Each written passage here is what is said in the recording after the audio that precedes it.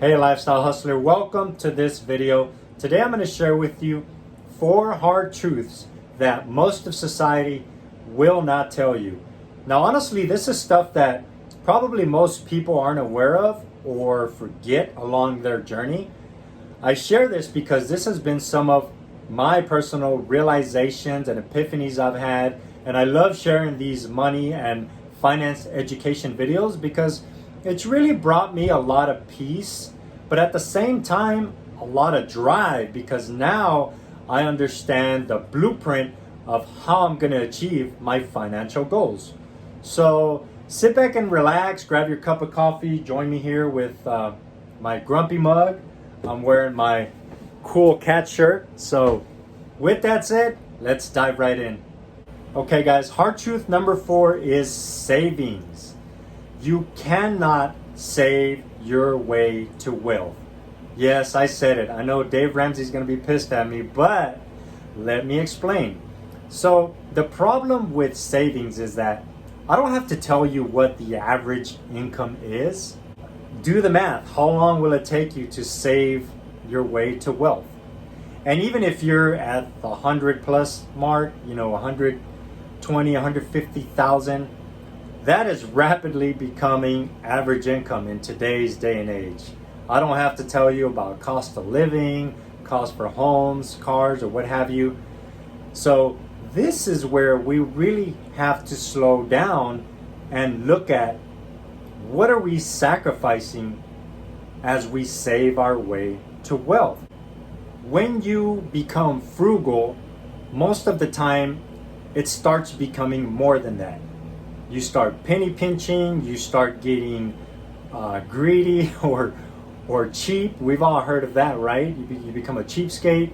But the other problem is that you get into contraction, which now you're in protective mode and you're no longer playing offense.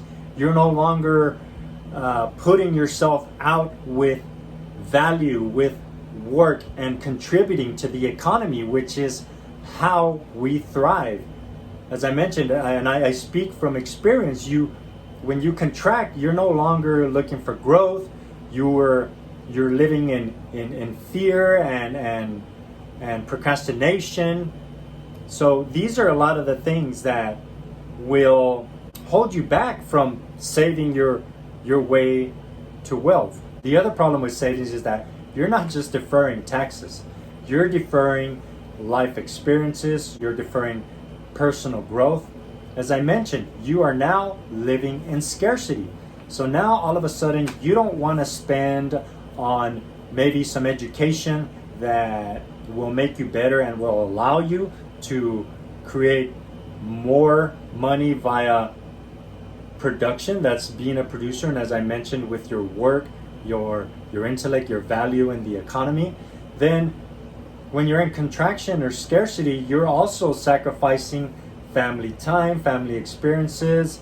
And as I mentioned, guys, I say this from personal experiences because there's been times where I didn't want to go on a vacation or a simple road trip because I wanted to save the money. And as I mentioned, there's a time and place for that. But when you're on full on frugal and penny pinching mode, then you really start to miss out on all those experiences. And if you're into reading books, you've heard of the Eckhart Tolle, The Power of Now. This is basically my biggest lesson from the book, is that many times we make the mistake of wanting to enjoy life at some end destination. And that is the other problem that I have with wanting to save your way to wealth. As I mentioned, I'm all for using the financial tools that are available to create wealth, but don't forget to actually enjoy the now and be present with your family, your loved ones, and yourself in your own personal life experiences. Okay, hard truth number 3, passive income. Yes, this is the dream, right? This is where you can make money while you sleep, money while you're on vacation at the beach sipping margaritas or what have you. But many times with passive income, we forget about the active component. So let's use the real estate example. You know, who wouldn't want to have a 10, 20, 30 property portfolio? But what is it going to take to get there? And even if you have a management company, you have contractors, and you don't even pick up a hammer, there's the active component of having the knowledge to be able to manage these people, manage these third-party services, be able to protect the assets, be able to structure the business so that you can be profitable and not get eaten up by taxes or expenses and the mortgages on these properties or what have you. All of the things that come with being a real estate investor. And now let's take the digital example. I'm here working on my content. I want to create intellectual digital assets.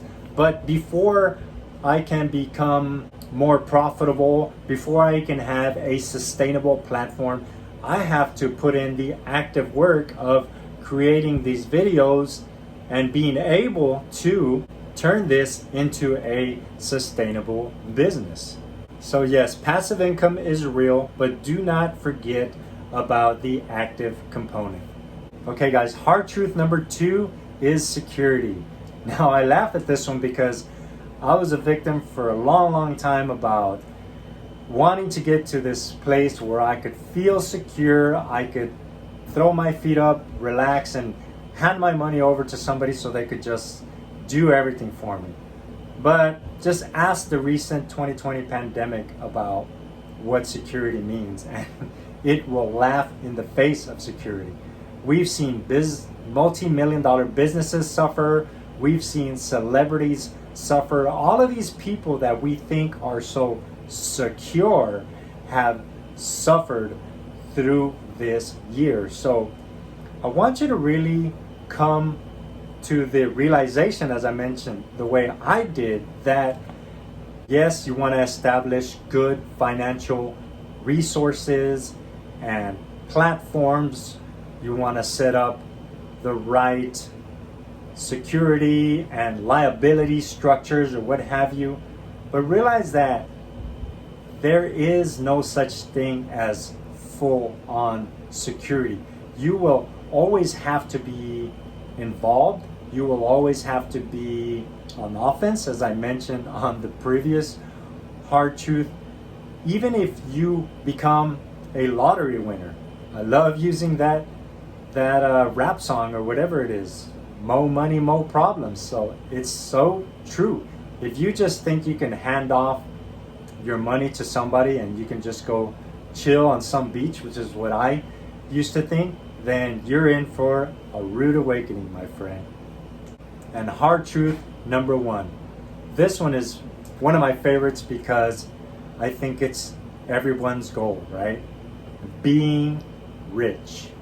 Now, I touched a little bit on this on some of my latest money videos. I recommend you watch those, also very insightful.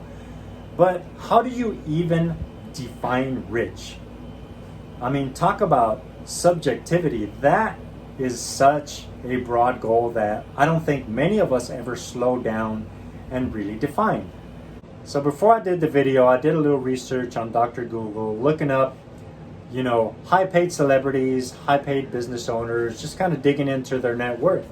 And it's super public. You can do your own research, and I recommend you do.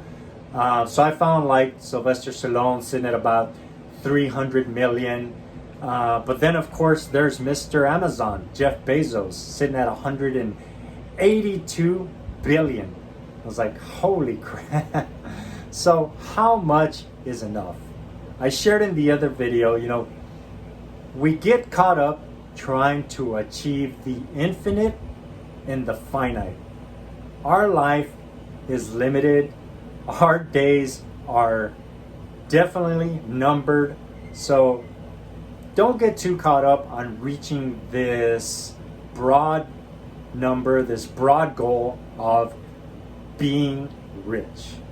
All right, guys, I hope you enjoyed the video. Now, as I mentioned in the beginning, my goal was to hopefully bring you peace, but to also give you the understanding and the motivation to be able to go out and define your own financial blueprint. Now, I know I had fun criticizing some of these tools, but I want you to realize that that's exactly what they are, is tools. So I encourage you to go out there and educate yourself on which one of these tools can benefit your exact financial goals. All right, guys, as I always say, if you enjoyed the video, feel free to share, like, or subscribe, and we'll see you on the next one.